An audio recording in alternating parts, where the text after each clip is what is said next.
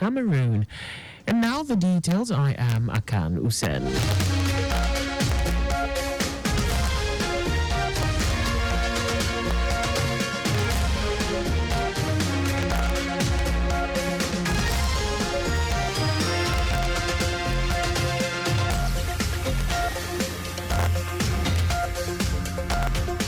Management of the Lagos State Traffic Management Authority (LASMA) has concluded all necessary arrangements to prosecute any skit or filmmaker caught using the agency's uniform or its affiliated color, kits, and accoutrements without any authorization from the government.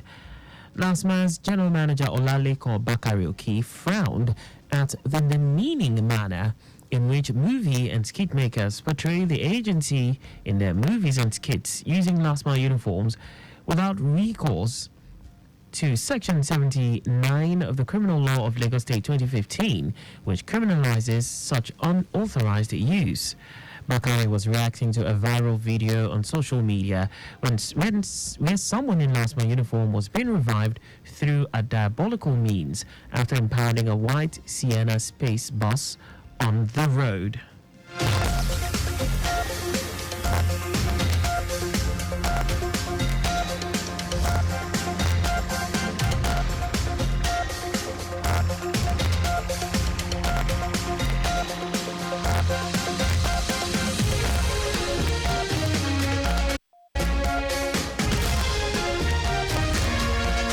The Lagos State Health Management Agency (LASHMA), in its commitment to ensuring the sustainability of the Eco-Social Health Alliance (ECOSHA), has partnered with the Ministry of Women Affairs and Poverty Alleviation (WAPA) to train and empower 200 ECOSHA vulnerable on various vocational skills.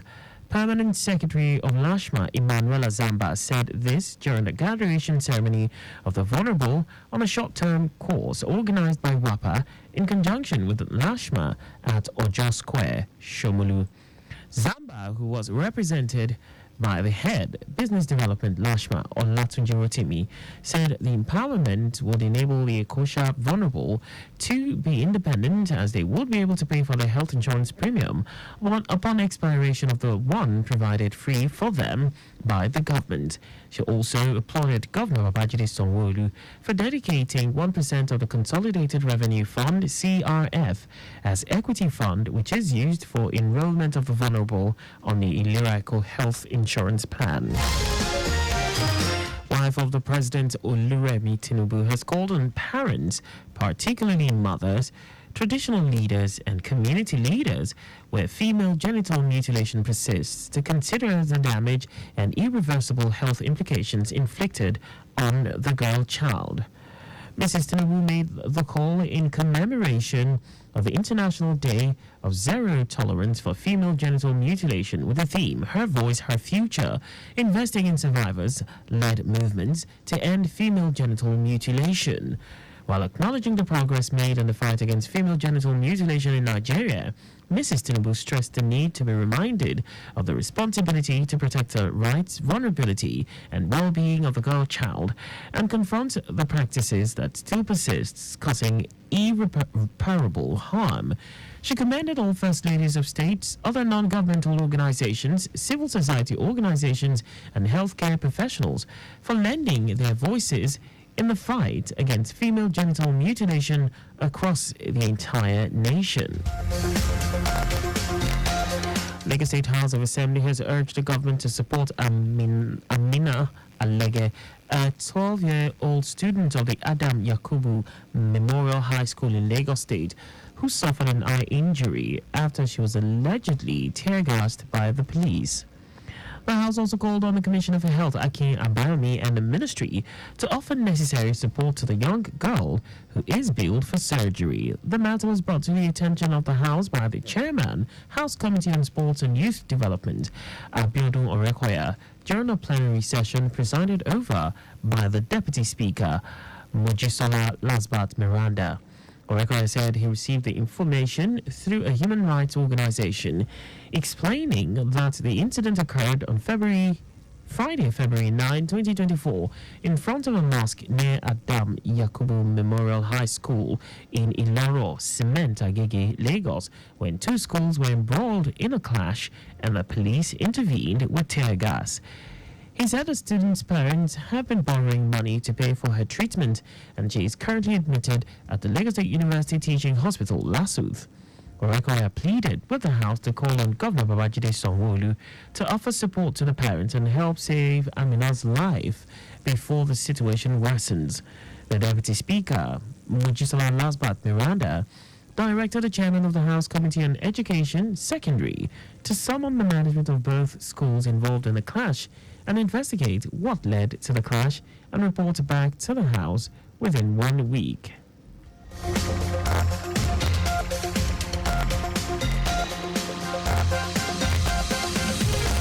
The Nigerian Upstream Regulatory Commission (NUPRC) has started the process to relocate some departments to Lagos from Abuja 3 years after its headquarters was moved to the nation's capital. Formerly named the Department of Petroleum Resources, the NUPRC monitors the oil and gas industry to ensure compliance with relevant regulations and laws, as well as oversees the safety and other regulations that relate to the exportation and importation of the products into the country. In a memo titled Movement to Lagos and dated February 14, the relocation is driven by the Commission's desire to reduce operational costs and utilize its assets in Lagos. And now to the rest of the stories. The Central Bank of Nigeria (CBN) has directed international oil companies (IOCs) operating in the country to fund their offshore accounts in 2 phases. The Apex Bank stated this in a circular dated February 14, 2024, and signed by the Director, Trade and Exchange Department, Hassan Mahmood, which was issued to all authorized dealer banks. Mahmood noted that the IOC's cash pooling affects liquidity in the domestic forex market, but banks are allowed to pool cash on behalf of IOCs, subject to a maximum of 50% of the repatriated export proceeds in the first instance. He added that the remaining half may be repatriated after 90 days from the date of inflow of export proceeds. The National Association of Block Molders of Nigeria (NAPMON) has called on the federal government to promptly institute a commodity price regulation board aimed at overseeing the pricing of cement nationwide. National President of NAPMON, Adesegun Banjoko, said setting up the board and effectively implementing its recommendations on the prices of cement will address the continued rise in prices nationwide. Banjoko who made the call in Lagos, while speaking to newsmen, noted that the swift establishment of the board will also prevent unfair price practices and make it easier for many Nigerians to own their homes.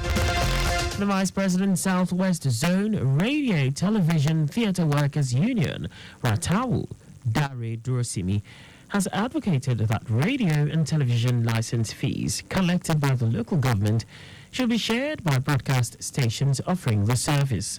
Durosimi said this is one way for government to support broadcast stations for improved and proper coverage. The Ratawu Vice President was talking on the backdrop of the World Radio Day, decried the current cost of running a broadcast station as being huge. He complained that the huge cost of running broadcast stations is due to poor power supply and cost of fueling. Durosimi said in Lagos alone there are over 50 radio stations serving different purposes such as companionship, entertainment, education, among others. And now to foreign news. Authorities in Somalia have banned face masks in the capital, Mogadishu, due to security concerns. The spokesperson of the Mogadishu administration, Salah Dere, said face masks are being used by criminals to hide their identity and carry out illegal activities. The masks were widely used during the COVID-19 pandemic. Authorities also outlawed wearing of hats and carrying weapons in public transport, but traditional Sunnah hats worn by elders are exempt from the ban.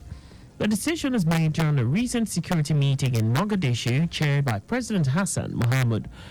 Somalia has been plagued by insecurity for years, with the main threats emanating from the Al-Shabaab militant group. And now sports. Nigeria has called up 21 players for next week's 2024 Women's Olympic Football Tournament qualifying fixture against the indomitable Lionesses of Cameroon. Among them are captain Rashidat Ajibade, goalkeeper Chiamaka Nadozie, five-time African Player of the Year Azizat Oshuala, and free-scoring forward Esther Okoronkwo and goalkeeper Tochukwu Oluehi. The fixture is the third round of the African qualifying series and the penultimate round of the series before the continent's flag bearers to the 2024 Olympics are known ahead the games in 5 months' time.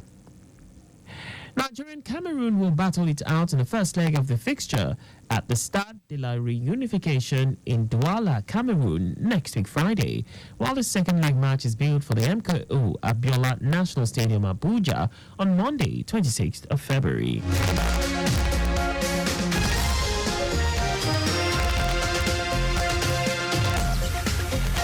Zambian forward Rachel Kundananji has become the most expensive player in the history of women's football after signing for National Women's Soccer League expansion team Bay FC.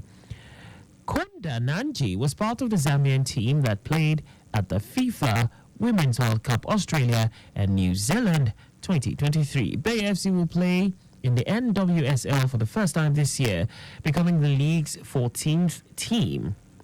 She signed a 4-year contract with an option for a 5th year, with the signing coming just 2 weeks after Nigeria's Azizat Oshuala, who won the African Footballer of the Year award for the 6th time in December, signed from Barcelona. And that's all for the news at 6. Just before we go, stay alive. Make use of pedestrian bridges where available. You can follow us on like all our various social media platforms on X, formerly Twitter, Lagos Traffic 961, Instagram, Lagos Traffic Radio 961, Facebook, Lagos Traffic Radio 96.1 FM. On YouTube, subscribe and watch us live on our channel, Traffic Radio 961. Did you know that the Sanwo-Olu administration completed the renovation of the library at the State Criminal Investigation Department? You can get more details on the Lagos State Government website. To end the news, here are the highlights of the major stories.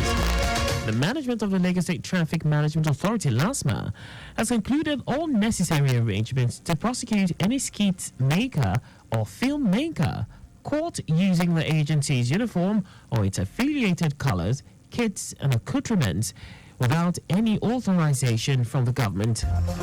The Central Bank of Nigeria, CBN, has directed international oil companies, IOCs, operating in the country to fund their offshore accounts in 2 phases. We also told you that authorities in Somalia have banned face masks in the capital, Mogadishu, due to security concerns. And in sports, Nigeria has called up 21 players for next week's 2024 Women's Olympic Football Tournament qualifying fixture against the indomitable Lionesses of Cameroon. For contact with the newsroom, please send a message to Lagos Traffic Radio at lagostate.gov.ng. And that ends the news broadcast compiled by Adewale Oluwaboku. I am Akan Usen. Thanks for listening and please stay safe. Good evening.